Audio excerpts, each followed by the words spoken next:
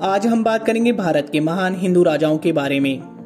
भारत में हजार वर्षों में कई ऐसे राजा हुए जिन्होंने न केवल भारत में शासन किया बल्कि इनका विस्तार विश्व के कई देशों तक रहा है। इन महान राजाओं में उत्तर में सिंधु के राजा पोरस से लेकर महान सम्राट अशोक और दिल्ली के सम्राट पृथ्वीराज चौहान, महाराणा प्रताप, छत्रपति शिवाजी और हेमचंद्र विक्रमादित्य शामिल हैं। आइए जानते हैं भारत के कुछ ऐसे ही महान हिंदू राजाओं और उनके यश के बारे में। नंबर 7, हेमू। हेमचंद्र विक्रमादित्य, जिन्हें हेमू के नाम से भी जाना जाता था, इनका जन्म 1501 ईस्वी में अलवर के एक सामान्य परिवार में हुआ था। सम्राट हेमू ने अकबर के साथ पानीपत की दूसरी लड़ाई लड़ी। इस युद्ध के बाद इस वीर हिंदू राजा का नाम इतिहास के स्वर्णिम अक्षरों में दर्ज हो गया।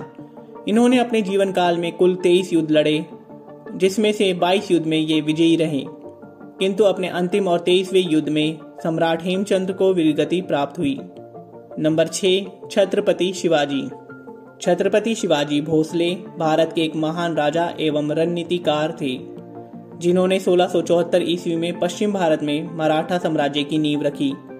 इनके जीवन काल के दौरान उत्तरी भारत में मुगलों तथा दक्षिण में बीजापुर और गोलकुंडा में मुस्लिम सुल्तानों का शासन था, और ये सभी अपनी शक्ति को बढ़ाने और राज्य का विस्तार करने के लिए निरंतर प्रयास कर रहे थे। शिवाजी की बढ़ती शक्ति से चिंतित होकर तत्कालीन मुगल बादशाह औरंगजेब ने अपने दक्षिण के सूबेदारों से उन पर चढ़ाई करवा दी, लेकिन सूबेदार को इस युद्ध में हार का सामना करना पड़ा। शिवाजी अपने युद्धों में छापामार प्रणाली और गोरिल्ला युद्ध करते थे, जिसके कारण उनको पराजित करना संभव नहीं था। नंबर 5, महाराणा प्रताप। महाराणा प्रताप मेवाड़ के सिसोदिया वंश के राजकुमार थे। महाराणा प्रताप के शासनकाल के दौरान दिल्ली पर मुगल बादशाह अकबर का शासन था।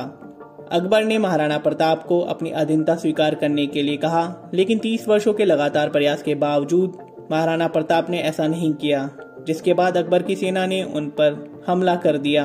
महाराणा प्रताप ने कई वर्षों तक मुगल सेना से युद्ध किया। अकबर और महाराणा प्रताप के बीच ये भयंकर युद्ध हल्दी घाटी के मैदान में लड़ा गया था। इस युद्ध में लाखों की संख्या में सैनिक मारे गए थे। महाराणा प्रताप के पास उनका सर्वश्रेष्ठ घोड़ा चेतक था। कहते हैं महाराणा प्रताप 72 किलो का कवच और 81 किलो का भाला पहनते थे। नंबर 4, पृथ्वीराज चौहान। पृथ्वीराज चौहान भारत के प्रसिद्ध चौहान वंश के हिंदू क्षत्रिय राजा थे। इन्होंने अजमेर और दिल्ली पर शासन किया। इनके शासनकाल के दौरान ही सर्वप्रथम अरब शासकों का भारत पर हमला हुआ था। कहते हैं कि पृथ्वीराज चौहान इतने अधिक वीर थे कि ये अंधेरे में भी दुश्मन पर सही निशाना लगा लेते थे। पृथ्वीराज चौहान ने किला राय पिथौरा का निर्माण करवाया था। उन्होंने 13 साल की उम्र में ही गुजरात के प्रक्रमी राजा भीमदेव को युद्ध में हरा दिया था।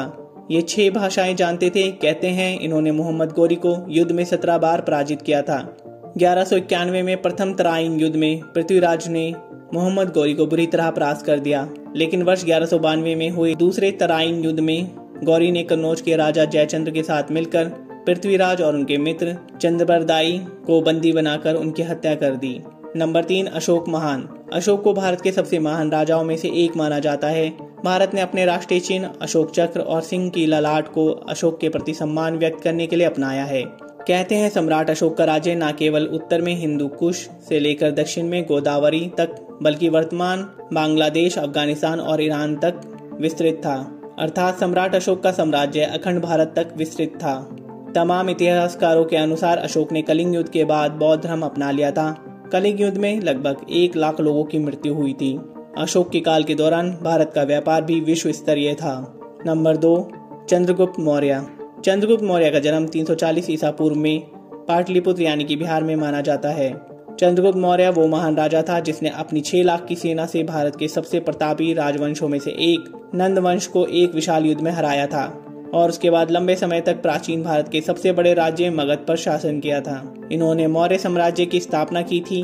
चंद्रगुप्त पूरे भारत को एक साम्राज्य के अधीन लाने में सफल रहे थे। नंबर 1, राजा पोरस। सिंधु के राजा पोरस वो महान हिंदू राजा हैं जिनके समय में सिकंदर ने भारत पर आक्रमण किया था। सिकंदर राजा पोरस से इतना प्रभावित हुआ था कि उसने उनका राज्य उनको लौटा दिया। राजा पोरस का राज्य सिंधु नदी से लेकर चेनाब नदी तक विस्तृत था। असाधारण वीरता और कौशल के धनी और महान योद्धा होने का श्रेय सिकंदर महान ने ही पोरस को दिया। पोरस और सिकंदर के बीच हाइडेस्पेस का युद्ध 326 ईसा पूर्व में हुआ था। ऐसी ही और जानकारी के लिए चैनल को सब्सक्राइब करें।